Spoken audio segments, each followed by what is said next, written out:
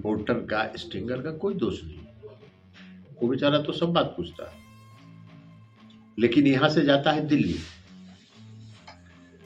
और दिल्ली में उसको छांट करके अपने छापे और कोई भी प्रचार किए, समझ लीजिए आपके यहाँ सीबीआई, ईडी पहुंच जाए। आप लोग को जान रहे हैं, आप लोग को ऊपर से ऑर्डर आता है कि अगर कुछ खराब लिखा तो फिर तुम लोग का खैर नहीं, ईडी सीबीआई तुम्हारे घर पहुंच जाएगा। नमस्कार, मैं श्वेता और आप देख रहे हैं न्यूज फॉर नेशन। ये बोल जदयू कोटे के सांसद ललन सिंह के हैं। ललन सिंह मुंगेर पहुंचे। मुंगेर पहुंचकर उन्होंने बीजेपी पर जोरदार हमला किया। बीजेपी के आयुष्मान कार्ड से लेकर हर एक चीज को लेकर उन्होंने बीजेपी से सवाल किया, साथ ही साथ मीडिया पर भी सवाल करते हुए नजर आए। उन्होंने कहा कि आप स्ट्रिंगर और रिपोर्टर्स की कोई गलती नहीं है, आप लोग तो सवाल करते भी हैं और सवाल करके आप भेजते भी हैं, लेकिन दिल्ली में वहां एक इंसान ऐसा बैठा है जो इन सारी चीजों को कट करता है और उस अनुसार वो लगाता है, और अगर आप लोग ये काम नहीं करेंगे तो फिर आप लोग के पास भी ईडी और सीबीआई चला जाएगा। क्या कुछ ललन सिंह बोल रहे हैं बीजेपी को लेकर और मीडिया को लेकर, चलिए हम आपको सुनवाते हैं उनकी पूरी बात। तो वो चलाता है लोक लेखा समिति में उसकी जांच करने के लिए। अभी उसमें भी हम लोगों ने देखा है कि आयुष्मान भारत योजना में एक मोबाइल नंबर पर 6,500 लोगों का आयुष्मान भारत का पैसा निकाल लिया गया। अब आप बताइए कौन योजना चला रहे हैं? आपको हम कह रहे हैं कि बढ़िया में, इंदुपुर में, लखीसराय में, रामगढ़ में, हलसी सर्वे कर लीजिए। आयुष्मान भारत योजना में किसको लाभ मिल रहा है? कौन किसको 5 लाख रुपया का इलाज मिला है? हमको मुंगेर का एक पेशेंट फोन किया एम्स से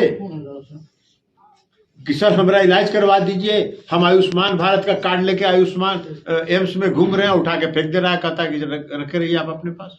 मीडिया का जो आप हैं, या अगर आप ही कोई चैनल के यहाँ स्टिंगर हो जाइए, मीडिया का जो लोग यहाँ है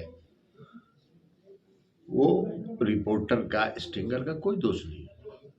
वो बेचारा तो सब बात पूछता है, लेकिन यहां से जाता है दिल्ली, और दिल्ली में उसको छांट करके अपने ढंग से चलाता है। क्यों? इसलिए कि जितने मीडिया हाउसेज हैं उसका मैनेजमेंट सबको बुला के कह दिया गया कि अगर गड़बड़ छापे और कोई भी प्रचार किए खिलाफ, तो आप समझ लीजिए आपके यहाँ सीबीआई, ईडी पहुंच जाएगी। 74 के ही सुर में बोल रहे हैं, इसलिए कि हमको डर नहीं है। हमने खुलेआम चुनौती दिया है कि मेरे यहां अगर तुमको सीबीआई, ईडी का कुछ मिलता है तो भेज दो। हमने अपना खुलेआम, मेरा जो आमदनी है उसका स्रोत जाहिर कर दिया।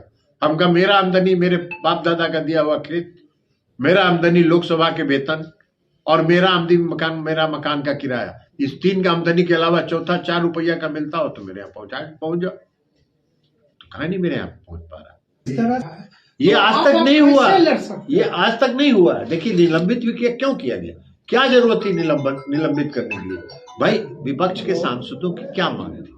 विपक्ष के सांसदों की एक ही मांग थी कि भाई संसद में के अंदर, संसद भवन के अंदर 2 व्यक्ति घुस के आ गए, और वो संसद भवन में आश्रु गैस या जो भी कहिए आप स्मोक सिलेंडर उसने ब्लास्ट किया, जिससे पूरा संसद भवन धुआं हो गया।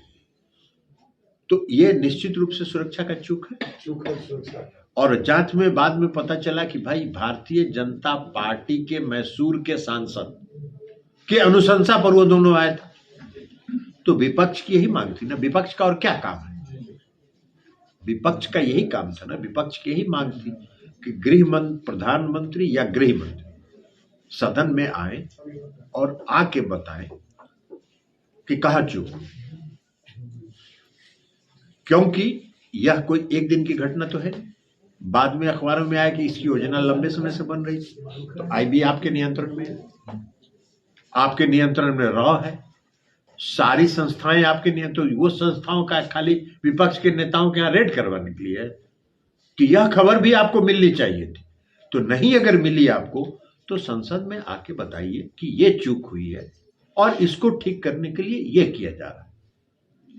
और प्लस आपके अगर वही कोई विपक्ष का सांसद की अनुशंसा पर अगर वो दोनों आए होते तो देखते जरा पूरा देश का मीडिया क्या करता।